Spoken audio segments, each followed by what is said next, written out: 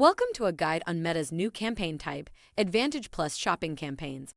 These campaigns leverage the power of machine learning to streamline performance goals, refine audience targeting, and simplify the entire setup process for more efficient strategies. When setting up your Advantage Plus shopping campaign, Meta will automate most of the basic optimizations needed for a successful launch, including setting up the conversion event, pixel, and placement.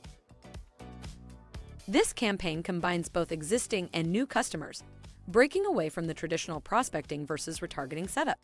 By leveraging a consolidated audience, you'll be able to reach a wider range of potential customers. Add your existing customers under the reporting section to track performance at an audience-level breakdown. Meta's machine learning capabilities will identify and target your highest value customers to optimize your targeting.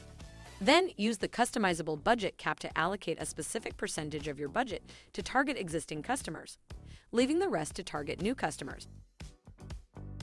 At NetElixir, we recommend running your first Advantage Plus shopping campaign alongside existing campaign structures for at least 4 to 6 weeks. This allows you to gather valuable insights and continually test and learn from the new campaign type. We also recommend adding as many customer lists as you can, such as email subscribers and past purchases. This gives Meta more data to differentiate between existing and new customers.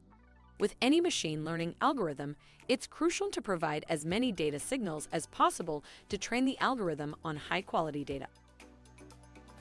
Advantage Plus shopping campaigns are a powerful tool to combat data loss in a post-iOS 14 world. As with any new campaign type, it's important to test it alongside your existing campaigns to determine what works best for your unique business needs.